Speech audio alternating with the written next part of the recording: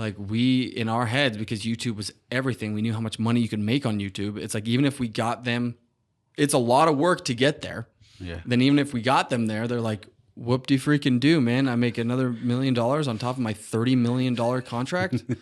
And it's like, it didn't make sense, right?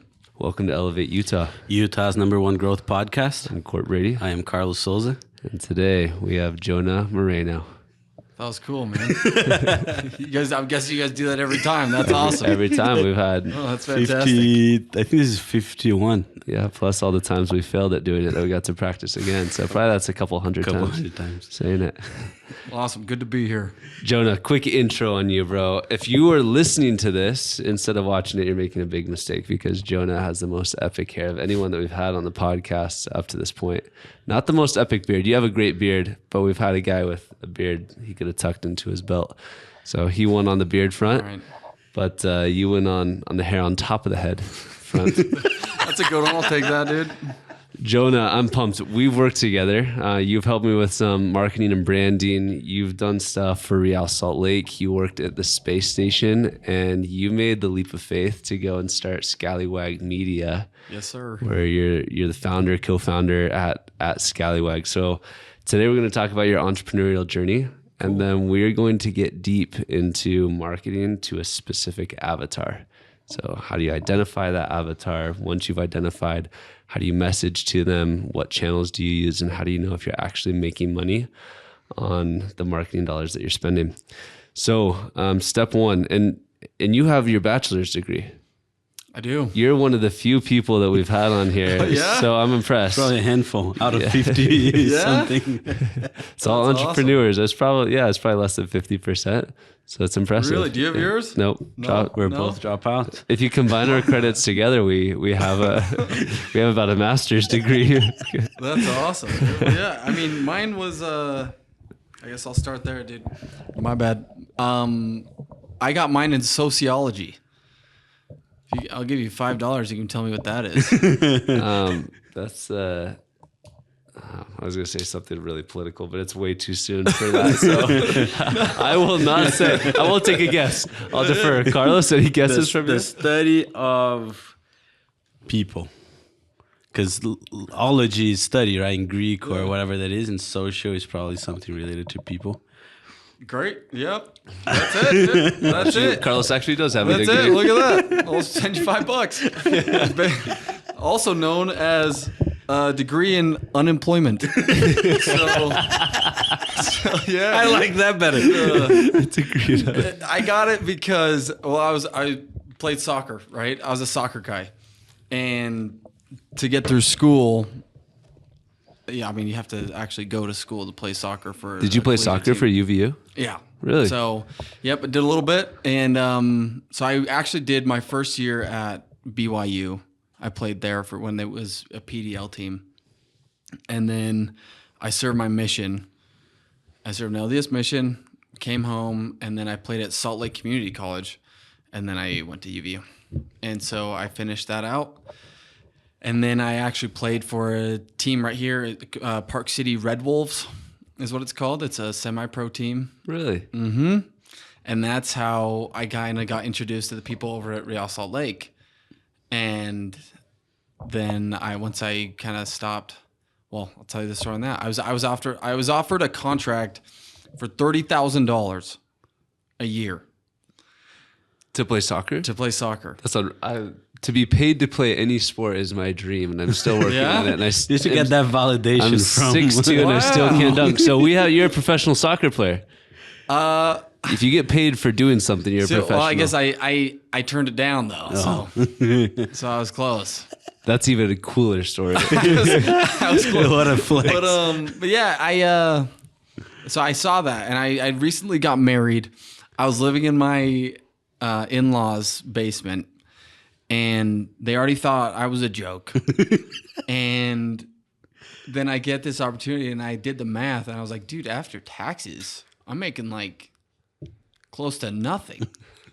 I'm making $0. Taxes on 30 grand isn't so bad. No, and that's how you know I was down bad, is I was worried about those taxes, and so I said no, And I guess this is perfect because, and then I knew the people over at the Real Monarchs and the Real Salt Lake people, right? Real Monarchs are like the feeder team to Real Salt Lake. And I was on their marketing team. They hit me up to do marketing and I said, great. And it was more of like, I would go to events and set up booths. Like it wasn't actual marketing, I would say. Did you have the hair back then? No. I was gonna say you were the face. You had the face already, but not the hair. Yeah. 50%. And then I stopped because of, I guess it was just the season was over and I just realized I was like, I don't want to do another year of this. It was like part-time and I was like, I would have made more money playing soccer if I was just going to do another year of this. And so I quit. I was like, I'm done with the soccer stuff. And I tried a couple different things and they didn't really work out. And then I decided to do what every person my age at the time did, was summer sales. So I went out, Vivint, Smart Home, sold alarms in Victorville, California. Let's go. And so I did a summer of summer sales. And then when that was done, I realized I didn't want to do that ever again. And I hated it. And so this is where it gets good, because what I did was then I sat down with my wife, Hannah, and we made a list of people that I wouldn't mind trading lives with. And I wrote those out in a way of like, when it comes to spirituality, when it comes to their family life, when it comes to how healthy they are, when it comes to like how much money they make, what is their house like? Do they keep like everything? I went through everything and I was like, would I trade right now for their life? And there were about 5 people that I had written down. And are any of them going to listen to this podcast? Yeah. Oh yeah. I'll get my man. I want to hear your my 5. next guy. So I guess one of them. So there was a realtor. There was a commercial realtor. There was a tech CFO, which thank the Lord that wasn't the one that. But a little more schooling. Yeah. My sociology degree was not going to take me through that one. Yeah. And then I actually don't remember the 5th one, but so I guess what I did is I wrote all those people down, and I hit them up one by one, and just kind of like I realized I would like do a little bit of research on them or their company, and then I would see like what they don't have, and then I would hit them up and be like, hey, I will do X thing for free if you just teach me what you're doing, right? And so I hit up the commercial real estate guy. He said no. And then I hit up the realtor, and he said no. And then I hit up Ernie Harker, who I'll get to listen to this podcast. And Ernie Harker was the guy who did the brand transition from Maverick gas stations. From old Western themed to Adventure's First Stop. Is he related to Mike Harker? He owns a digital marketing company. Could be. Wonder if they're brothers. I don't know. But Ernie Harker, his thing was social media. And so I was like, hey man, I'll do your social media and like PR outreach stuff if I just get to learn from you. And he agreed. And so I did that for a long time, and I just did different various projects with him, doing branding and rebrands and going to events and trying to get Ernie Harker. I actually was I was getting him a TED Talk and a couple different things that we were doing, and that was what I did in return for him teaching me how to do branding. And I did that until I actually ran into a dude named Sean Holiday, who works at the space station, and we met at an event. And then I kind of told him what I was doing. He told me what he was doing. He's like, "Hey, yo, you should come check us out over at space station." And I left, stoked to get a paycheck for the first time in a long time, and then I worked under Sean Duras who is the YouTuber over the founder of Space Station. And then I worked there for a couple years. He and I just cranking things out, man. He and I worked very closely together. He and I shared an office, and he taught me a whole bunch, man. That dude is a freaking genius. But I guess eventually left Space Station and started Scallywag Media with Nick Russo and Mark McCormack. Couple questions. Hit me. And one That's a quick. lot. Well, I'll get to this. How did you you had a wife and expenses? You're working for a guy for free. Walk us through how you ate. Where did your money come from? Random side things that I'd do.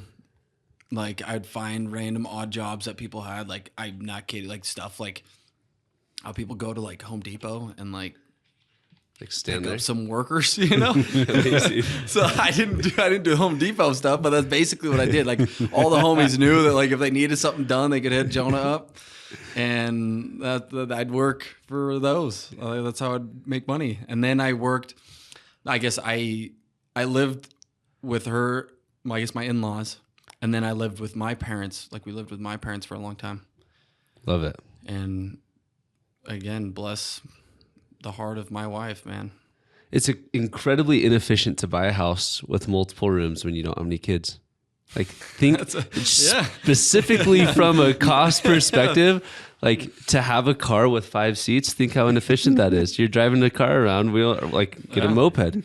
So much more efficient. No, you have I 4 agree. other seats that are being utilized, zero utilization. Same with the house. So move them with your in-laws. Do what you need to so you can get the learning.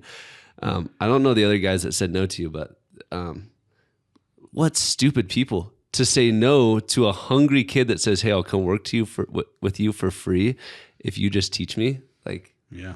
I don't know these guys. Maybe they're geniuses and really kind and all those things, but that makes 0 sense why anyone would ever say no to be able to give back to someone like that, and then to also be able to have the opportunity to train somebody up.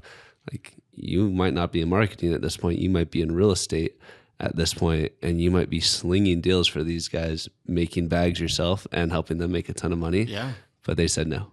So you're in marketing. Here I am. I have a question for you there on that experience. I'm deep into. I've been watching Yellowstone lately, and I love that show. I'm way too deep into it. Here we go.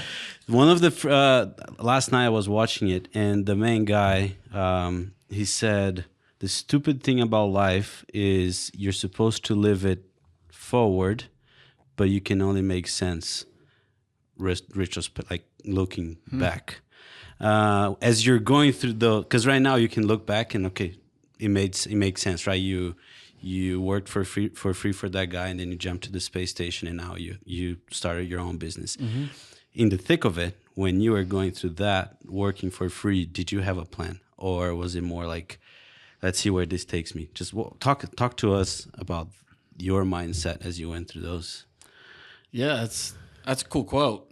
I guess I've never really thought about that, but going through it was.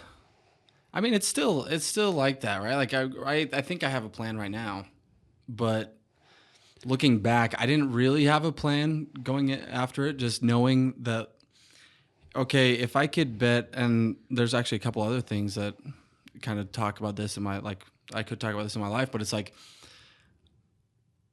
I want to say this right so I don't say anything messed up here, but I think the best investment you can make, like I know a lot of people who at the time that I was working for free would like they saved up just enough money, they got a duplex, and then they're trying to save up a little bit more money to they're trying to do the house hacking thing, right? And obviously there's some parts of me that were jealous of that at the time. Yeah. And then, but my thought process was like, hey man, if I could just get in the right rooms with the right people and then put all my investment into me, because at the end of the day, like I can't control a lot of things, but I can control myself. If I can invest in Jonah and then just like let Jonah be Jonah, then I just believe things will work out.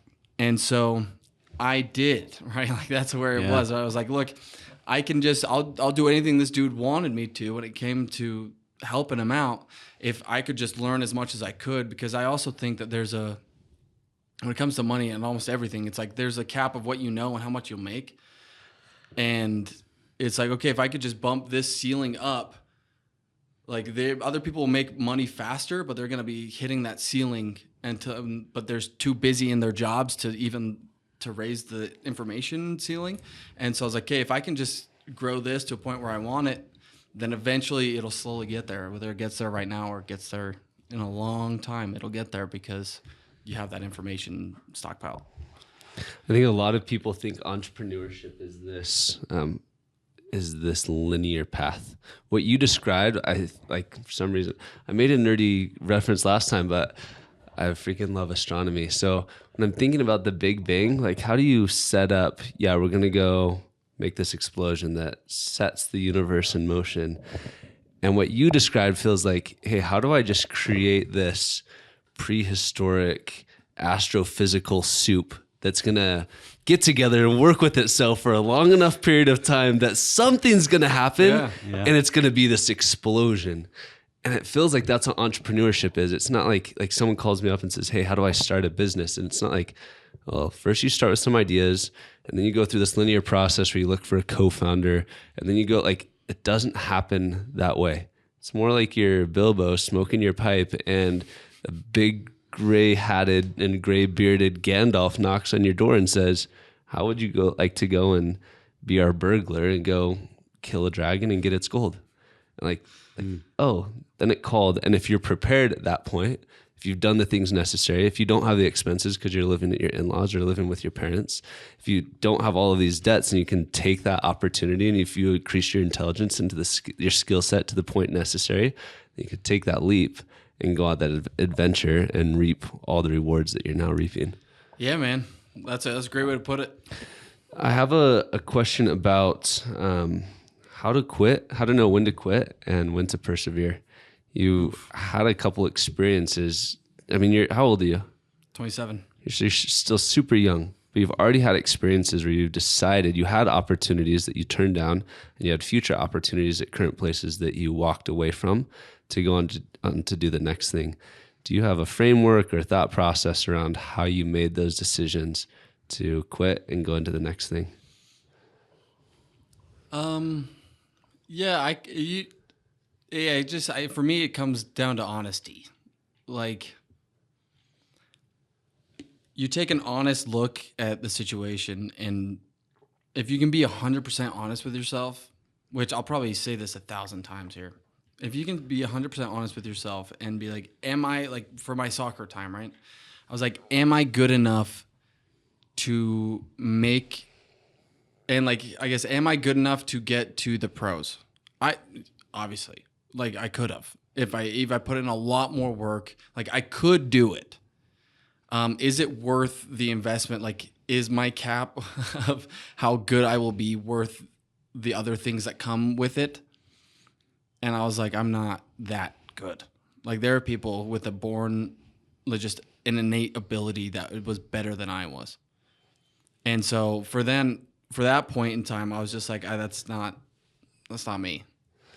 There's part of the hedgehog concept that Jim Collins talks about in the book Good to Great, where he talks about when you're trying to figure out, like people call it your ikigai, your purpose, whatever it is, he calls it the hedgehog concept. Like the hedgehog could curl up and be defensible from every angle because it has those quills on its back. But it says, what can you make money at? What is the economic engine? What are you deeply passionate about? And then the last one that people often forget or just ignore or aren't honest with themselves with is, what can you be best in the world at? And your world doesn't have to be like, you don't have to have the best restaurant in the world, but if you live in Draper and you have a French restaurant, how do you have the best fresh French restaurant in all of Draper? That is your world. There's a guy, the Charleston restaurant. We love it. It's a Brazilian guy. We need to take you and Roberta to it. It is the best Brazilian restaurant within 50 miles. And he is the best in the world at what he does for the segment that he serves. And I love that you went through that, because so many people aren't brutally honest with themselves, so they don't take those leaps. Yeah, man. And it sucks, right? Like, coming to those realizations where you're like, no, this isn't it. Like this, it sucked because even I guess on the other one was space station, right? And for me, I came into a position that there was nowhere to go, right? Like I was doing a lot, but my position was to make decisions with the founder, and he and I worked so closely together, and it was very much of his personal life, and it very much was in that. And so I realized, like, okay, if I want to do the things I want to do in my life, in what world does that happen doing this? Like, I wouldn't feel comfortable being like, hey, this is how much the compensation I need to do my dream life, doing the actionable items that I was doing at Space Station. Right. And so when I looked at it like that, it was as bad as it sucked because I had a lot of friends over there. It was very much, you just kind of, sometimes just the emotion, it didn't make sense logically, even though all the emotion was there and it was fun and I cared about everybody and all the things, but it was like, I can't, if you, I said, if you're really honest with yourself and you're like, I can't do the things I want to do here, then if you don't leave, you're not going to do the things you want to do. Will you walk us through the early days? You're still in the early days of Scallywag. Have you guys hit your year mark? Yeah. 2-year mark? No. You're in between. Mm-hmm. Okay, so expectations. What was way harder than you thought, and what was everything, bro? Every little thing, man. And if you could just before that take a minute to tell the audience about the business and what it is, and then why, like how it came to be. Yeah, so Scallywag came. So me and my co-founder, we were both from Space Station, and so we worked on those YouTube channels and those social media channels, and we were able to get hundreds of millions of views a month, and we were like, hey, we can take these same principles and help others do the same thing, right? These same strategies, we can help everybody do them. And so we left. At first, it was going to be, we were going to headhunt a specific few people that are already in, like A-list celebrities that are already on YouTube, and be like, hey, look, we did this over here. Let us do this for you guys. And the trials that came with that is YouTube was 100% of how we made money up at Space Station, at least for what we were doing. But for these other guys, like Jordan Clarkson was one of them, right? He has a YouTube channel, and he posts here and there, and it's like, okay, if we could dial in his YouTube channel, he could be very successful because he's Jordan Clarkson. These guys come with a pre-built audience, and then if you just tell the story right on YouTube, then the audience will blow up. Because there's still, in the sports space, there's still a huge need for relatability. And so we were like, we could help bridge that gap. And then the problems we'd run into are they don't give a rat's about YouTube. They're like, why would I? Why would I care about YouTube if I'm making millions of dollars doing this thing that, like, the need wasn't there for them? And so we're like, oh crap. Like, we, in our heads, because YouTube was everything, we knew how much money you could make on YouTube. It's like, even if we got them, it's a lot of work to get there. Yeah. Then even if we got them there, they're like, whoop-de-freaking-do, man. I make another $1 million on top of my $30 million contract. And it's like, it didn't make sense, right? So we pivoted from that to, I guess we pivoted a whole bunch, but it's from that to, okay, instead of being very selective about who we work with, let's open up the gates and work with everybody at a lower cost, right? And so right now we actually just launched a school community, SKOOL, that is YouTube specific, and we're gonna make other courses on there that are like under the same course, but it's totally free right now. Like, anyone can go in there, check out everything from how we do titles and thumbnails and how we structure out a video, how to grow a community on YouTube, everything there into this one course, video course, and then it's totally free. Okay, what's the name of that course so people can search it? Scallywag Squad. Scallywag Squad on SKOOL. SKALLYWAG and SKOOL. Awesome. We'll make sure we put the link in the description. Cool. Love it. Yeah, it's totally free. Check it out. I think that pivot is what most entrepreneurs do. They go super specific, realize they missed on a few assumptions, and then go ultra, ultra broad. And they say, we're going to shoot whatever we can, whatever moves, we're going to take a shot at it. And then you slowly start dialing in. You're like, oh, these two things, there's a lot of money to be made, and we have some unique abilities that are going to serve both of those markets. And then you find the customers in those niches and keep serving more and more. Has that transition started for you guys? Yeah, because it is like our avatar is I guess people who are kind of in our position of, hey, look, they know they should be doing social media marketing, and it's a lot of like CPG goods, and it's a lot of these even like realtors, actually, like all these people that are starting their own business or these small businesses that have enough money and they are just at this growth where they're like, they don't know how to grow. They don't want to hire a specific person for social media. And so what we did is we saw the 5 things in when it comes to making content. And we were like, okay, there's research, there's scripting, there's production, like shooting the content, there's editing the content, and then there's the distribution of the content. The hardest part of that, I guess the hardest part to scale of those is the shooting of the content. Because we can only work with people around Salt Lake City, around Utah. And that's a stretch, right? Like have to be we'd charge a lot of money to work. And there's so many videographers and there's so many people that want to be videographers and editors and all these things. You can do that remote basically. And so I kind of sat down and I was like, okay, the hardest part to scale is actually the easiest part to do if all the other 4 parts are done. Right? Like if you know what to shoot, you know what to say, you know that it'll be edited and distributed for you.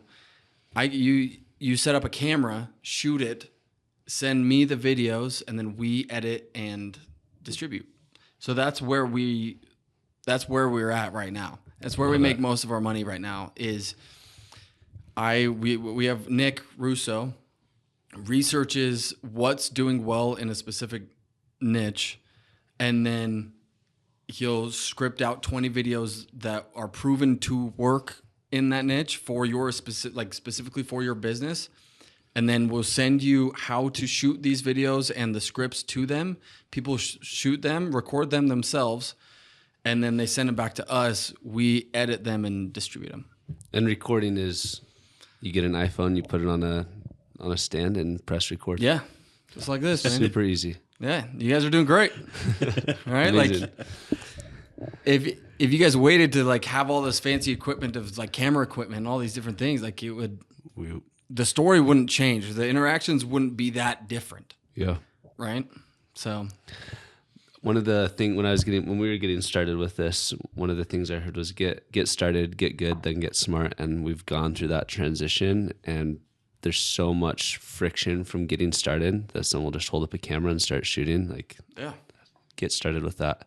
One of the things you mentioned is I think that there's this entire ecosystem of entrepreneurs that have been solopreneurs up to a point.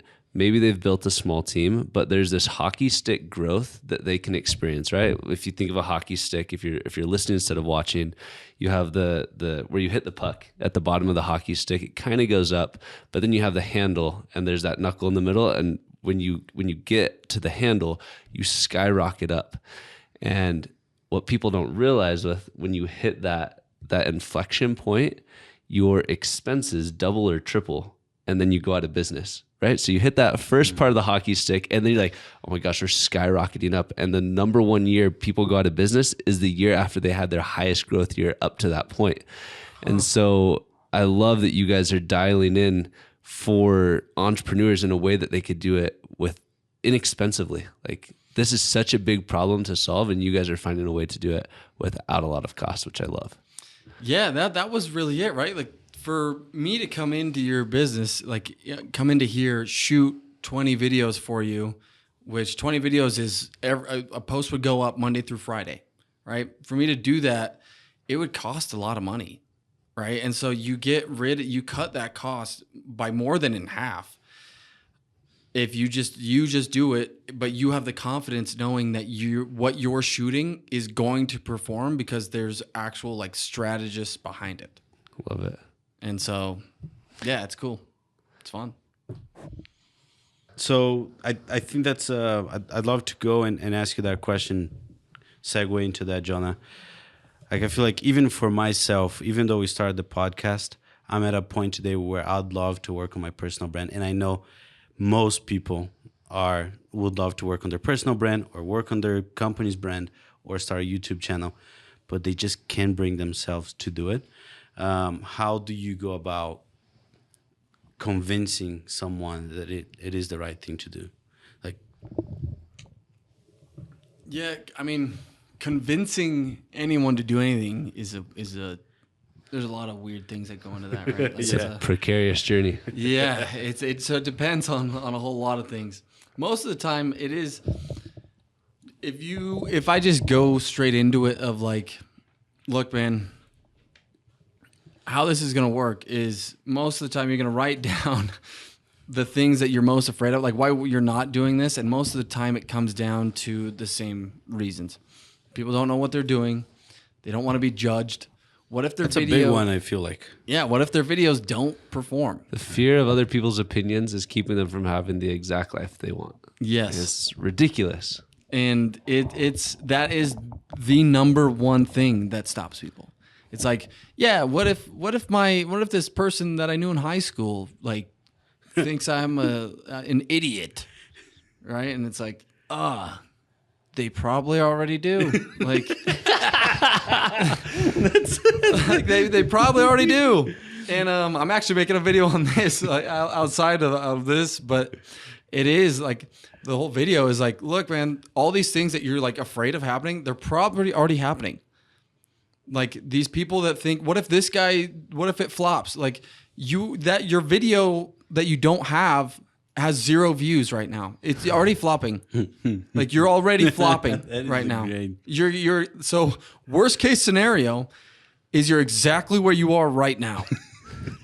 And it's like, so what are we doing here, man? Like, but best case scenario, if I told you that you had a free, like there was a free lottery ticket, you could just come grab it. Just come grab it at my house. And it's like, okay, you'd come over to my house and you'd probably grab it. You'd think there was a Rottweiler that was going to get you. Yeah, maybe. Who knows? But you'd probably come and grab it. Be like, hey, look, they're just free. Then I'm like, take as many as you want. And it's like, okay. And then you'd take a lot, I'm guessing. And it's like, there you go. Like you don't think, like, I don't think you're an idiot because if you get free scratch offs and one of them gives you 20 cents and another one misses and another one hits for $5. I'm more stoked that the one hit for $5, right? I'm like, hey, congrats. There you go. And it's like, that's the same thing. Making video is free. And you have a chance with every video you make. Some of the stupidest videos I've ever made are the ones that got a lot of views. And it's like, it's just lottery tickets, man. You just keep buying these lottery tickets because they're free. Air quotes for people who are listening. So I remember, and most likely that friend from high school, that person from high school does not care about your life. I feel like we are so worried about what people are thinking of us. I remember this experience that I had. I was a teenager, but there was this person at my house. This person saw my parents as like parent figures to them, and she was like afraid of getting divorced and how her circle would look at her. And I just remember my dad going like, why do you think people care? Like, why do you think people are? Because she's gave him like 10 reasons why she wouldn't get divorced, like that she would stay in that miserable relationship. And then my dad's just like, you know what? no one's thinking about you. No one's thinking about your life. No one's like, just no, you're not. That's a self-centered, like, who do you think you are, the sun, and everyone is orbiting man. around you? Like, no, most likely people just don't care. It's a it's my wife actually gets mad at me when I say this, but I always tell, I'm like, I'm so pumped for whatever you're about to say. The way he hesitated. because she disagrees, but it's a thing around the house now that I'm like, I always say, I'm like, nobody cares about you, not even you, because I'm like, because if you actually cared about yourself, you would change so many different things.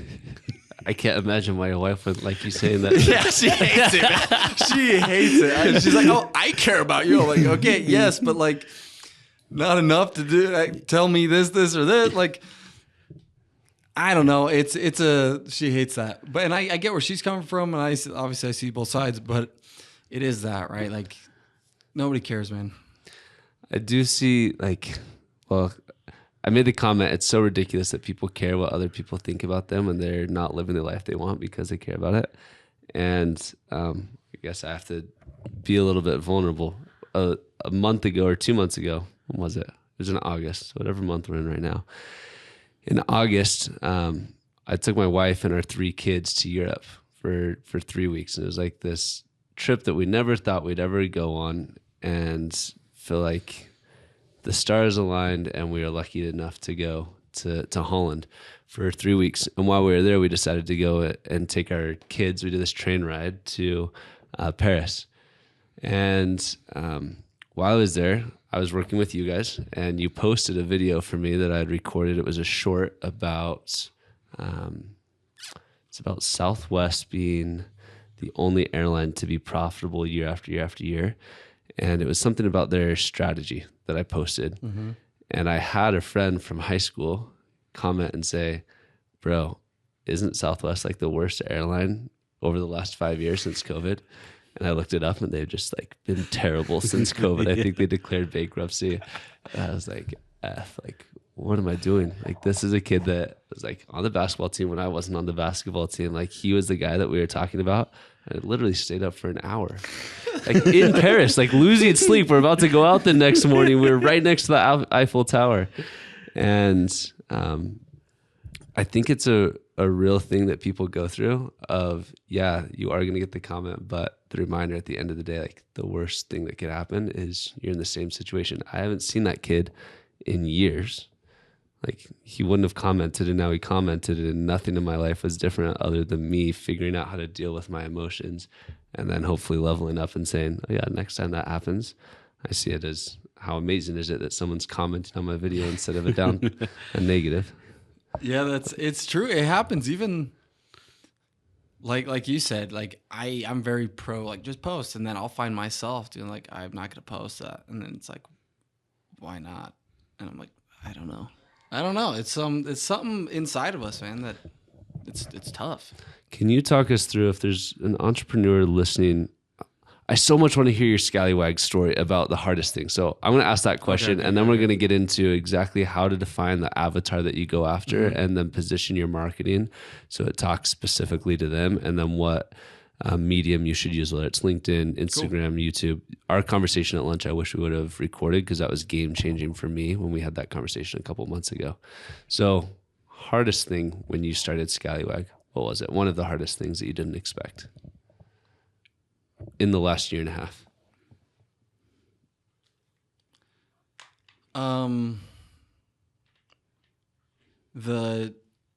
So I work with my friends, and I even have a brother that works with me.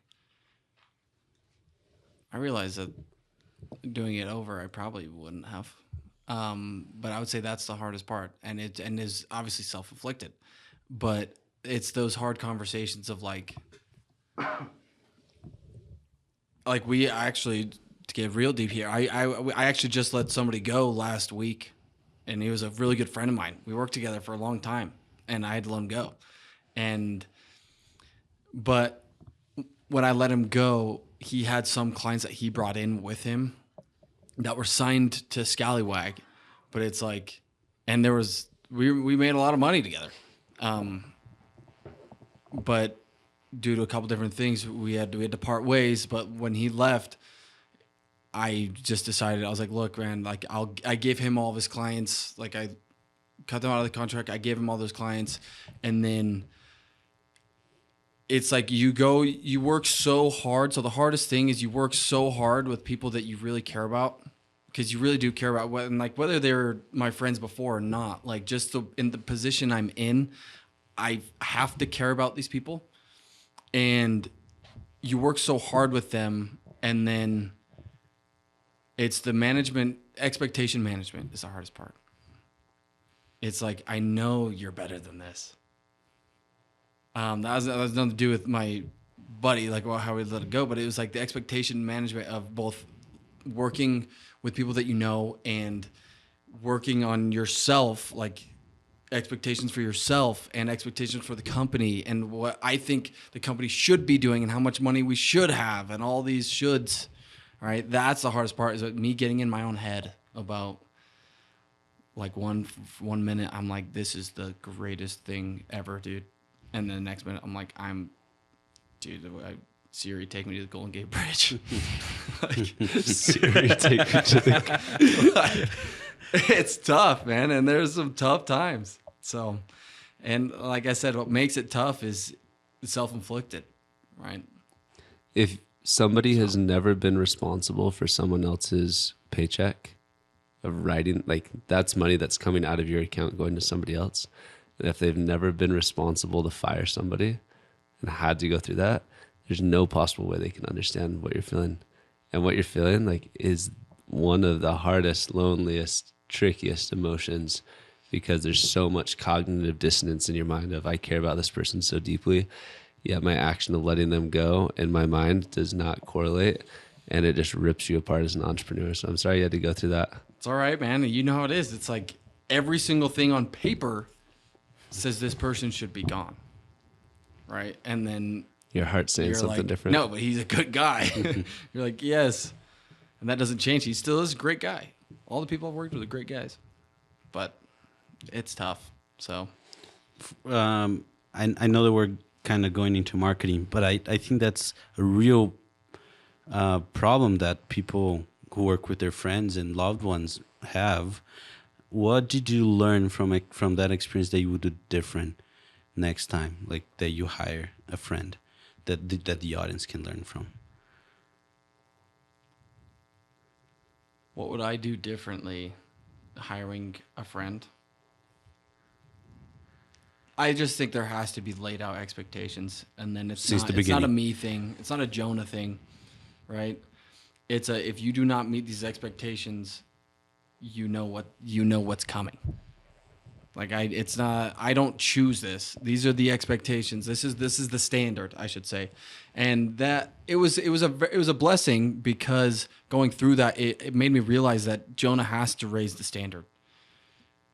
And I have to hold everybody accountable to the standard that I'm going to put in place, because if not, then it's unfair to everybody. Mm-hmm. And if there's not a set standard, and if I don't keep that daily, then people will take advantage of it, even if they are your friends or if they are your family, or it doesn't matter. Because that's the other thing that I learned going into this is like, yeah, when I was at like Space Station, I thought I deserved X amount of dollars.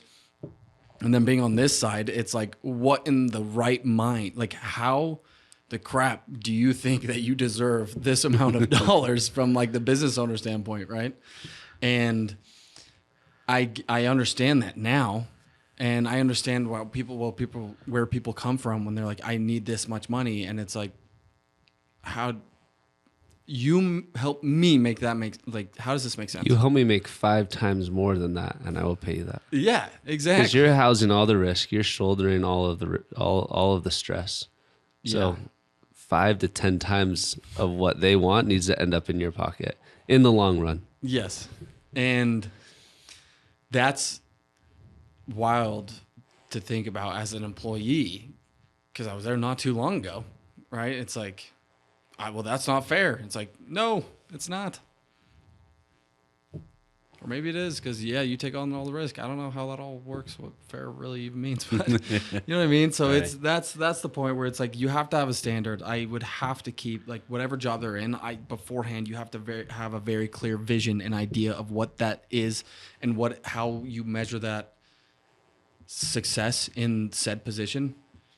And then if it does not fall, like if you fall below that, then it's not a Jonah thing. It's a you thing. I love that you touched on expectations. Yeah. Shout out Covalent. That's what I was saying. Thank you. You articulated perfectly our vision. Let's get a little clip for that and put it on the Covalent website. Yeah, there you go, man. No, I love that you touched on expectation and laying those ahead of time. I remember I had this accounting teacher in college, the greatest professor I had, and I remember he sharing this story. He said that he was going into business with his brother. And then before they started the business, he went to his brother and said, let's put a contract in place. And then his brother's like, no, we don't need a contract. Like, we're brothers. And then he said, the very thing that will protect that is the one thing that most people don't want to do. You know what I mean? Like, because they think their relationship is so great and things will work out and they're going to be able to talk about everything in the long run. They don't want to have a contract ahead of time or those expectations laid out. The very thing that they are procrastinating on or brushing off is the very thing that will protect that relationship that they think is going to save their business. I hope that's making sense, but I think I'm so glad you touched on that and it reminded me of this lesson I had. Like, that's the very thing. People don't want to do that because it's okay. No, we get each other. Yeah. What you're avoiding is the very thing that will actually protect what you guys have. Can I share a Bible story? Absolutely. A little Jesus parable. Please. So you remember when the Pharisees come to Jesus and they say, hey, we have this coin. Like, does it belong to God or does it belong to Caesar? And Jesus says, whose face is on the coin? They say Caesar. And Jesus says, give unto Caesar that which is Caesar's and give unto God that which is God's. I feel like we live in a transactionary and a spiritual realm at the same time. And when we have relationships, like that friend, if he came to you and said, Jonah, I am in need and in struggling right now, I need 30 grand. Like, it's going to be the difference between life and death and my family's life and death. I'm positive you would come up with that money. But that is a non-transactional relationship.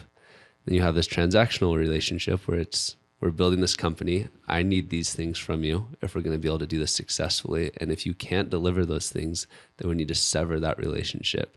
And I think people refuse to look at it to hold two contradictory thoughts in their mind at the same time and say, yes, both of these can be true. I do love you and I would give you whatever you need in this instance. And for this instance, we need a contract, and that means you're not meeting it, and that means you need to no longer be a part of our company. Yeah. That Bible story that's a banger. A banger. That's good. That is so true. Now that you're That's saying great. that, I'm like, I had to let someone that I cared deeply about like 3 months ago. And at the end of the call, because I just got on the call, let him go. And then he said at the end, I feel betrayed by you. And that's exactly what you're talking about. Like, as a person, I cared deeply about him. And he thought that because of that relationship, like, it was non-transactional. Like, because I cared deeply about him, he didn't have to deliver like everybody else. Just kind of, I'm just like, wow, yeah, that is so true. I had that experience not too long ago. And, like, yeah, people they mix those two things. It's one of the issues that I have with societally. We make this commitment of, I mean, even the marriage commitment, right? I will never, through thick and thin, whatever it is, I will be committed. There are some parts of a relationship that are transactional. Like, if I didn't support my wife financially and came home every night and beat her, she should leave me regardless of what commitment she made. There is a transactional part where I've committed to protect her and provide for her. And if I don't meet that transaction, then the relationship should sever. There's also this other part that we have to live with, which is the promise and the attempt for unconditional love, which it's very hard for us to have two conflicting things in our mind at the same time, but it's possible. And I think that's the part of the beauty of our journey, that we get to live in both lanes at the exact same time and decide which hat we're going to put on at which different times. Yeah. Okay, we have to get to this. If we're going to figure out our avatar, how do you define an avatar? For I wish people could have been on our conversation when we went to lunch. I wish people could just hear the conversations that we had. So how do you go about helping a business find their avatar? Where do you start? What do they sell? Say, Let's just make something up here. what's a popular, let's do a consumer product. It's like they sell hot chocolate. Hot chocolate. Hot chocolate. Okay, I would have people go... Protein hot chocolate. Protein it's hot niche-y. chocolate. So Man, that'll, love it, dude. Okay, protein hot chocolate. Vegan protein hot chocolate. Vegan protein hot chocolate. So even with that, my mind goes to what makes this vegan protein hot chocolate different. Right? So It's you got vegan. because I can find the recipe of said thing and make the same drink or powder or mix. Is it a powder? Is it a drink? Or it all matters, but that's what I would do. I'd find out what makes it different. And the reason I go about this is actually Ernie Harker. Why different instead of better? Because I think different is correct, but so many people say I need to make it better. But you use the word different. Was that intentional or? Yeah. Okay. Because why different instead of better? Because it is like most of the time, if you found something better, then the other person can adapt. Like people can adapt, and it'll be easily. If your only advantage is it's better than this person, they'll catch up. Especially if they've been around or however many things. Because you're new to the marketplace, they've obviously been around, and so they will have way more legroom and like way better, more resources to catch up to you. And so, different is like we will have to find that. So actually, Ernie Harker did one of the rebrands and branding that was done was Chuck Norris had a water brand. Jamie, pull that up. But Chuck Norris had a water as he owns a bunch of land in Texas, and his name is Carlos, by the way. Chuck Norris? Yeah. No way. Yeah, his name is Carlos. Makes sense. And Chuck Norris lives in Texas, and on his Texas property, he had like a bunch of water, and it is really rich in all these minerals and all these really things and all the things, right? And it's like, yes, but even if you, so I guess Chuck Norris came to the branding session, was like, hey, this is what makes it awesome. And we were like, okay, awesome, but like people could add that stuff in. Do people really even care about that? Honestly. And then I guess at the end of the day, we were like, look, man, the thing that people care about is that you're Chuck freaking Norris. This is Chuck Norris's water. That's that. Nobody else in the world can say they have Chuck Norris's water. It doesn't matter how, you can't say that. So that's what made it different. And so it's like, yeah, you have to. That's why you see all these people lean into because most of the time these like products by these A-list celebrities are the same crappy things of somebody else, but it has their face on it because that's the only thing that makes them different. And that's that could set them apart and make them win, right? So you have to find out what makes you different. And then once you find out what makes you different, you have to go down to who cares about those differences, right? And who cares about those differences for this vegan protein chocolate. Vegan protein hot chocolate. That's a powder. It sounds like a Utah thing if I've ever heard one, brother. It sounds like it was right here in Utah, Draper, Utah. I just cooked it up right now. Yeah, and but then it is like, okay, who's buying this? My mind goes to like moms, right? Moms that obviously like hot chocolate, but there's a lot of nuances that go into this specific the specifics of this one, but like you'd find out exactly who likes those differences in that product, who likes the product, who cares about those differences. You make that into a little avatar, and then you take that avatar and then you actually write out, when it comes to marketing and different things, how I actually go about it is I draw out, it's the easiest way we found, and I guess Ernie found this, is you make a grid. You draw a grid out, and on the grid, you list the things that like differentiate you. And then obviously in the top right, it's best of both. And then bottom left, it's worst of both, right? Like it does none of that. If it's this vegan hot chocolate, it is, I guess whatever would make it different would be X, and then the Y.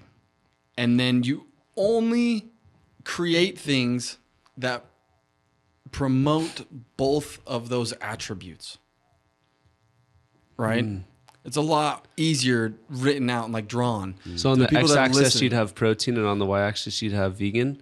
No, you do, when it comes to the brand, it would be like if they're donating $1 of profit to, I don't keep it a buck with you. Nobody cares about that. starving kids. No, I might be a figure out dickhead, what else is but like different. I have never bought anything because they're like, I promise I'll give money to African children. There's microdosing as part of the hot chocolate. Okay, it's different. Right, then if microdosing is part of the hot chocolate, but again, that's something that people could replicate. And it'd be like, hey, what is it that, if there was a person behind it, or if there was scrap, or if it was like a really boutique-ish kind of thing, and if it looked, the feeling of it was really higher end, if it's like a higher end and classy kind of thing, right?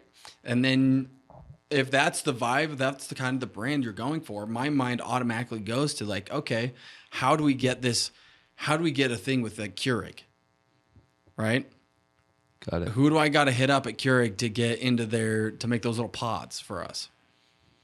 High-end vegan protein hot chocolate in a Keurig thing, like that was what, because it is in my head, it's these moms that want that said thing. So you have to put these, and like Keurig it's a great example actually, because it is on the x-axis, it would be like higher end, right? And the y-axis, it would be like very aesthetically pleasing. You could do this for a bunch of different ways when it comes to your brand. But once you do that, it's like if we made Swiss Miss packets of this stuff, and it looked like the Swiss Miss packaging,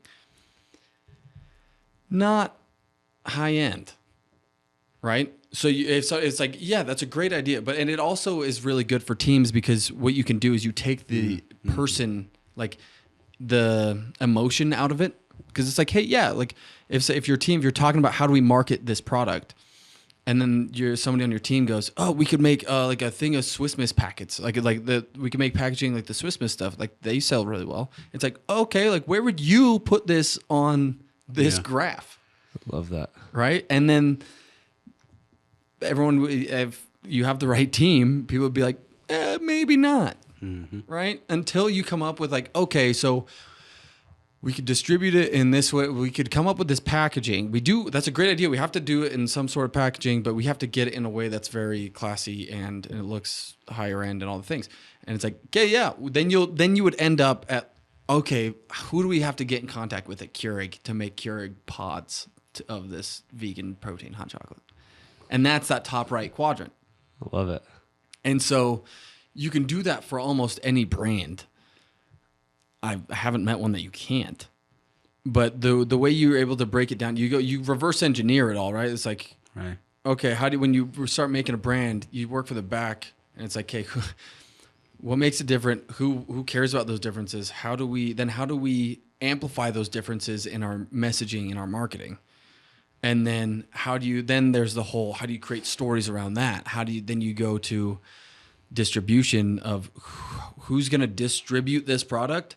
It's like, yeah, there's a bunch of mom influencers that you could hit up. That's like that. A lot of them I know this, a lot of them, if something looks really nice and it's an experience to work with like a brand, if you make the experience the cost, then they'll do it for free. So it's like, hey, look, yeah, how do we make that? Then you curate how to make that experience to where the distribution's coming for free because people love the packaging and the this and the that, and then They're paying for it. Then they're paying for it. I love it. Bro, this has been amazing. I have a super important question to ask you. Hit me. And it's the last question that we ask everyone on our podcast, which is, if you were able to go back to a former version of Jonah and give yourself some advice, what version of Jonah would you talk to and what would you say?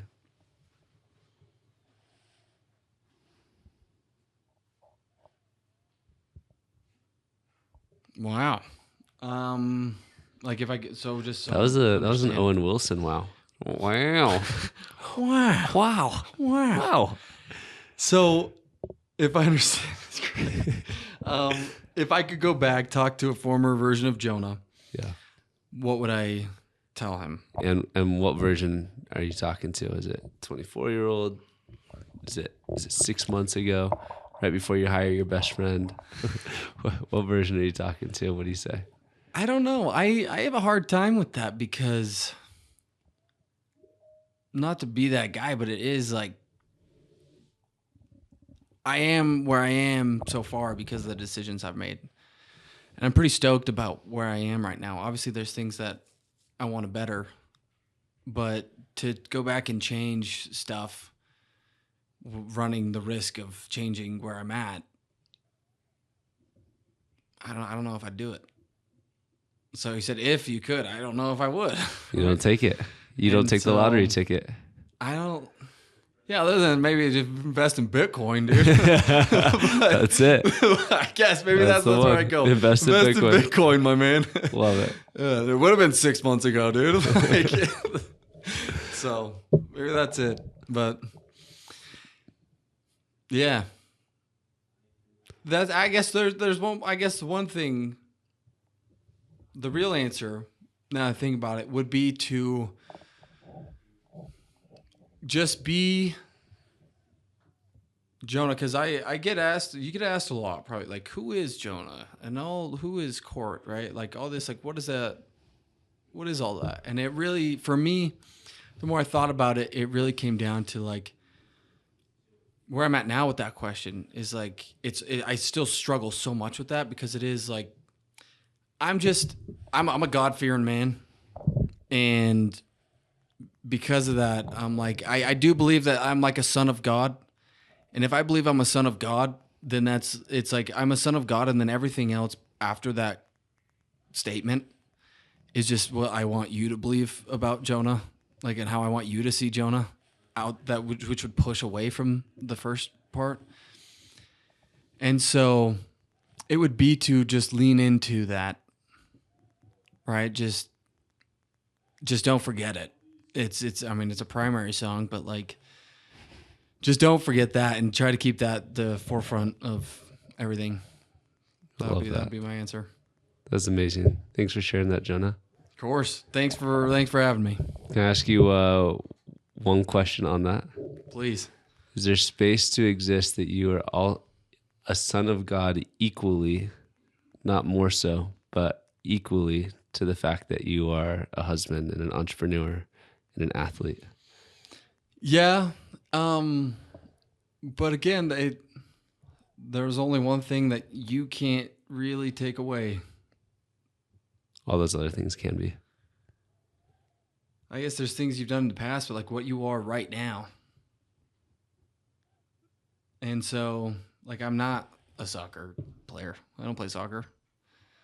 I did some cool stuff in soccer a while ago, right? Like, I am a husband right now, and I hope to be one for a long time. But there is in when you are like very, like, in this moment, I am a father, I am a husband, I'm all these things. And if you're okay with the change of all that, then yeah. Right? If that's true, but your whole identity isn't in that, because if you take away that, then your identity's gone. Like, then you're building your house upon the sand. Bro, I love your perspective. This has been amazing. So, I guess, and who knows, man? I don't know if that's even true, right? Like, who knows? But here we are. This has been awesome. Thank you, Jonah. Thank you. Anything you wish we would have asked that we didn't? Nope. Okay. It's been awesome. It's a wrap.